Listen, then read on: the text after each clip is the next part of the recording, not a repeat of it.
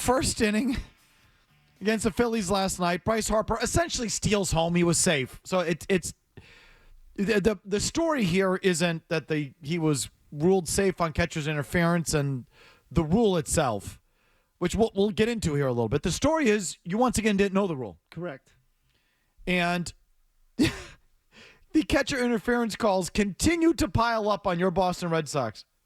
And I will just file under something I've been saying now for weeks. They don't know how to play baseball. They don't know how to play baseball. And that's another example of it, Maz. What were your thoughts? So the interesting part to me when you add it all up is that as soon as they've gone against good competition, they've completely defaulted to what they've been the whole year. That in the last 5 games now, if you count the series with the Cubs, 55 strikeouts. They're back to 11 strikeouts a game, whereas when they were playing well in those series against Colorado, Washington, and even Tampa Bay, which, again, Tampa Bay is, let's call it a B-level team. They're not an A team like some of these other teams they're facing now, that they didn't strike out a ton, but now they're striking out again. They're making stupid plays. They're running into each other in the outfield. They can't hold the glove behind the plate, the mitt behind the plate, without letting it interfere with the batter's swing, or they're stepping on the plate and when they shouldn't be to receive a pitch. Like, all of this stupidity, all this stuff is now back 100%, and it's like the games in between never happened. They're completely defaulted back to who they are. To me, I don't know how you fix this. I don't know how this goes away. This is not something I think they can fix overnight. Not when they're a fundamentally dumb team like they are. I mean, really, they are stupid. And the thing that Narvaez did last night, this wasn't like the night before where his mitt got in the way of the swing. He came out from behind the plate to receive the pitch. I don't know if that I've ever seen a catcher do that on an attempted steal of home. There's just so much wrong with it. Well, first of all, what's his face? Dick Fitz is in his full windup with Bryce Harper at third base, which you sometimes see. You can give me more insight on this. Sometimes when a runner's on third or there's bases loaded, the pitcher will come out of the stretch and go back to the full windup. Correct. Okay. But you're then inviting that runner on third to time you up. Mm-hmm. And once you start your motion there, you can't stop it because then you're going to balk him home. You got it. So, first of all, if you're going to pitch out of the windup there with the guy on third, you got to account for him somehow. So, Fitz doesn't. He's just in his full windup. So, what the reason it's catcher's interference or even a catcher's balk, and I know this now from reading about it the last 12 hours. No, like, who knew? It's a confusing play, especially on the heels of what had happened the night before. I didn't know. Even Lou there, kind of knew, but, they're fumbling around with it. But the point is, Narvaez didn't know. So the catcher is not, and I had heard last night that there's a catcher's box back there, that you're not allowed to leave the catcher's box before you catch the ball or before it crosses home plate. So there's a little catcher's area back there that you have to stay there until it crosses the plate, or I'm not sure what point you can leave it, but you can't leave it early. What the play would have been if Dick Fitz had stepped off the rubber, then Narvaez could have come in front of the plate, correct, and fielded it there. But because it was a pitch, he can't come out. He can't come out of that catcher's box till it crosses home plate, until he catches the ball, or right. until he catches the ball, right, whichever that is. If Fitz had stepped off, then he could come out in front of the plate. But when you're in the full windup, you're not stepping off. Yep. So that's what you invite, which Harper, to his credit, knows. Okay, so this whole thing is just a little baseball thing that the Phillies are playing and you're not. So, like, all right, I'm getting frustrated already because it's like someone knows the rule and is playing baseball, and you're just out there, just so, okay, guys at third, I'll go in the windup, big deal. He won't run. He runs, and then the catcher like, oh, okay, I guess I got to come out and catch the ball. You can't do that. And the Red Sox have no idea what they're doing. No, that's right. That's the ultimate takeaway, is that they didn't know what to do. And the Phillies are playing baseball. Yes. He's thinking about it. He's in the windup. He can't stop and step off the rubber. He's not in the stretch. So once he gets going, he can't stop. I'm going to take this. There was a left-handed batter. He's going to see me. Okay? And so they knew it. You guys have no idea. Your pitcher's in the windup. He's not accounting for the guy at third base. Your catcher doesn't know that he can't step out over the plate and receive the ball before he catches it unless the batter steps off. You have no clue about any of this. And none of us do, but the important thing is that they don't. You know, they were all confused too. Lou was confused. We didn't step on the plate. Apparently, you don't have to step on the plate. I think it's about coming out of that catcher's box. It is. And the actual rule itself is you don't have to be on the plate, just over the plate. Reading from MLB.com, one of the rules they pulled up, if with a runner on third base and trying to score by means of a squeeze play or a steal, the catcher or any other fielder steps on or in front of home base without possession of the ball or touches the batter or his bat, the pitcher shall be charged with a balk, the batter shall be awarded first base, and the interference and the ball is dead. I'm sorry, we're first base on the interference and the ball is dead. When asked about the crew chief, he even brought up it's a balk on the catcher. He says that Quinn Walcott said, in the rule at one point, it references interference on the catcher, which is why the batter is awarded first base. It's also a balk on the catcher, which is unusual, obviously, which is why both runners advance as well. I'll say so. I've never heard of a balk on a catcher, but leave it to you. Right. Leave it to this Red Sox team to actually be charged with a balk on the catcher. I've been watching baseball since I was in my footy pajamas in Milwaukee as a 4-year-old boy. I've never heard Me neither. of a balk on a catcher, but leave it to the Red Sox because they don't know the rules. I'll reiterate, they don't know how to play baseball. They have good baseball players with good swings and pitchers with velocity and spin rate and batters with good launch angle. They have those things, but they don't know how to play baseball games. And it's been coming up over and over and over again. I mean, really, it's astonishing how many mistakes they make. It really is a lesson in learning the rule book at the same time with this team. But on a steal at home, it makes sense. If you watch most steals at home, the catcher attempts to tag more often than not by just kind of falling on his knees and reaching forward. He doesn't sprawl or dive out in front of the plate because he can't. You know, it has to come by the time he receives the ball, the guy's in his slide, and all he can do, the quickest thing he can do is reach forward. So that's what he does. Narvaez clearly learned it by the end of the game because after the game he was asked about it. And he said, "Do you regret anything on that play?" And he says, "Well, I regret standing up and stepping out to catch the ball." He didn't know he wasn't allowed to do it. He did not because know you it. know why? Because They're not teaching them how to play baseball. correct, there is that. They've been teaching him how to put the ball in the air in the batting cage, but they're not teaching him how to play the game of baseball. Exactly right. And it came up again. That's one outrage. I mean, you weren't going to win the game anyway. You're not hitting. So, like, It's almost like the lineup could use a big bat, huh? Oh, Yeah. interesting. Yeah, Yeah, right. well, and they're now looking for a first baseman too, apparently. Yeah, they could use a guy to play first base who can hit. There's a guy in San Francisco who's playing first base who's had like 3 home runs in the last 2 days and driven in like 9 runs. Huh. Interesting. Maybe you can make a trade with them. So here's the second outrage. Because I belong to this wretched Nesson 360 app. Oh, this is great. They, I guess they have redone it. Like, and I have to say, the actual app, the product's a little better there. The functionality, what would you call it? The accessibility on the app? I don't know. Whatever. It's a little better. Ease of use. Yeah, user friendly. Okay, so more yeah. user friendly. Okay, great. So now I'm getting gouged $30 a month. Where I only have to click once instead of twice. They've polished the turd. Yeah, right. But I think they've also stepped up like their alerts or whatever, because now I'm getting like emails from them where I really wasn't. I'm getting emails on content, like I need Nesson content. But I got a news alert on my phone from Nesson. Nesson news alert. I think this was Monday afternoon. Headline: Blockbuster Red Sox trade looks like latest whiff for Giants front office. Subhead: Buster Posey may soon regret the Rafael Devers trade. And then I'm like, well, this is kind of gross. I said, this is like, oh, but this is typical Red Sox. They're going to like take a victory lap on the Devers trade by linking to a column written out in San Francisco, because this is clearly written from the San Francisco point of view, right?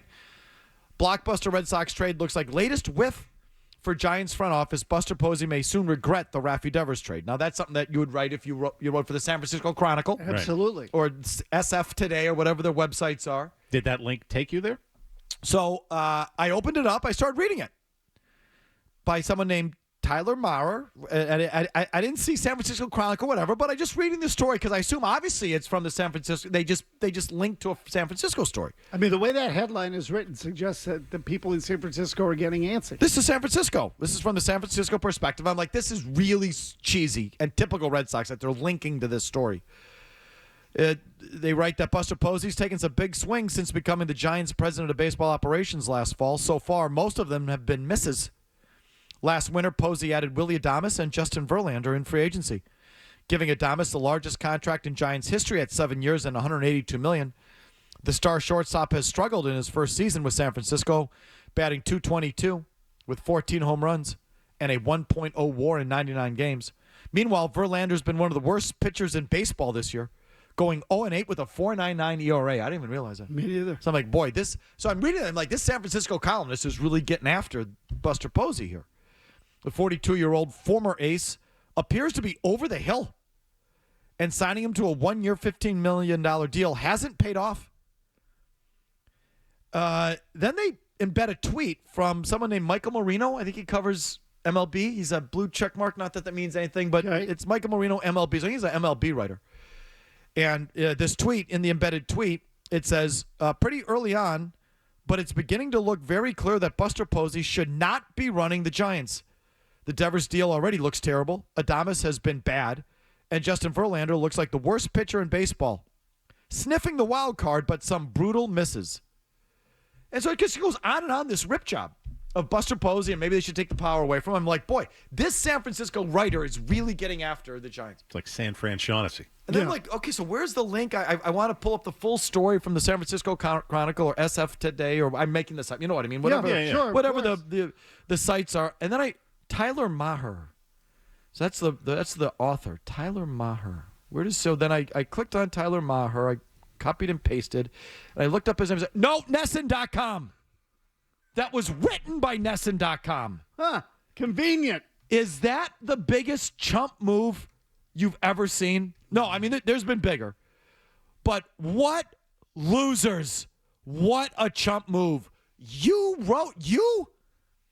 Nesson, the Red Sox, wrote a takedown piece of Buster Posey and the moves he's made in San Francisco. Not just like taking a victory lap on the Red Sox post-Raff Devers. It's what the Giants are under Buster Posey. Oh, my God. They can't help themselves. Really, that is like, seriously, that'd be the equivalent of us putting something on our website, ripping the other radio stations in town. I mentioned it the other day, and I said it to Mazz off air, too. Remember, in Shaughnessy's recent picked up pieces column, where he was giving the Red Sox their flowers for the 10-game winning streak, he said, I got an email or a text from a high-ranking Red Sox executive asking, how do you like us now? This is the thing, you get your own way, and this is what makes people stop doing this. Why do they have to do this? What losers? Yes. You've got to be kidding me. Tyler Maher. Nesson.com, because I had to look it up. I was trying to find the San Francisco link. I know it was them. The Red Sox wrote this. Tyler Maher, former editor for Forbes Advisor, Minute Media, and MLB.com. Tufts alum, Mazz. Oh!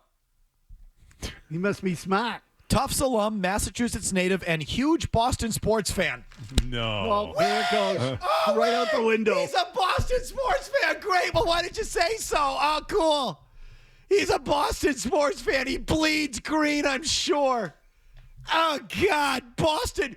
Thank God they put that in his bio. Otherwise, I wouldn't want to read him. Thank God I know he's a Boston sports fan. I'm not blaming this kid. He's got a job. Tyler, I don't know you. I believe me, it's not about you. But it's so insufferable. It's the definition of propaganda. Oh, Boston sport. Great. You Boston sport. Go green.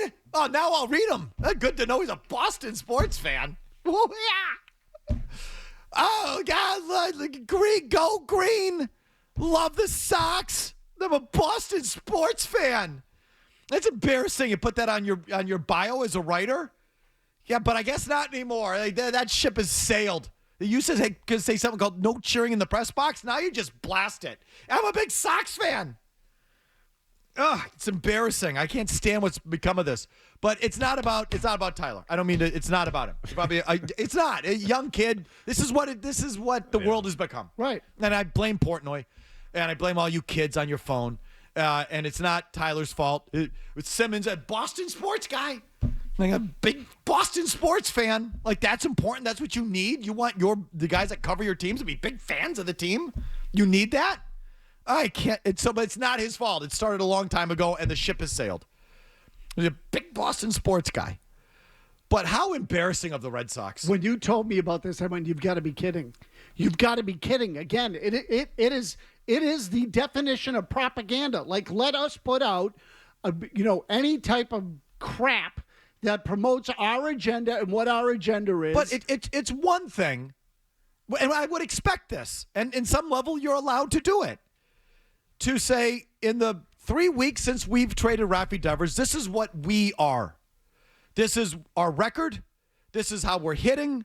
This is how we're performing. This is how we performed before the trade. This is how we are performing after the trade. And that's totally fair game. We do it every day on the show. No problem. And when it looks good for the Red Sox, if the Red Sox and Nesson want to put that out, I get it. But to take down Buster Posey for signing Justin Verlander, what kind of a-hole move is that? Or to take down Buster Posey for signing Willie Adames? What kind of jackweed move is that? What is that? So now I wonder, is there bad blood between the franchises? Or was there something in the fallout that it says, no, we're not just going to promote what we are without Rafi Devers. We're going to take down Posey, to call out his entire offseason and his entire, baseball moves. Why? So why did the Red Sox feel the need to do that? Because Posey's not an analytics guy? Is that it? I don't know. I'm guessing. Good. Because we certainly... on the show, definitely, we stroked Buster Posey pretty good. And I like Buster Posey. His background, the way he talks. Me too. Looks like unlike your freaking soulless nerd clone, Buster Posey actually looks, talks, and feels like he played the sport, as opposed to your cyborg, empty suit, stiff. Posey actually feels like he has a heartbeat. And I'd love to have Buster Posey as my GM. And we said that day. Maybe that's what that's about. Yeah, so I don't know that it could be anything personal, because I don't think there's any personal. I mean, did I just get the notice? Or did everybody get the notice? Are they just saying, Felger, how do you like Buster Posey now? I wouldn't give them a dime. I'm never signing up for that crap. Oh, it's just so low rent. Oh, I bet you he was an easy target because, again, he's your traditional baseball guy.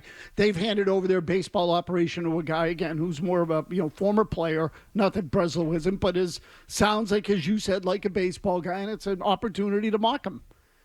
That's what it feels like. To write a takedown piece of his offseason signings of Justin Verlander and Willie Adames. What a chump move.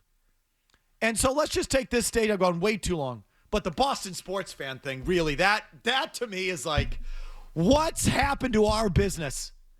Now you've got to promote. Now you better cheer in the press box. It used to be no cheering in the press box.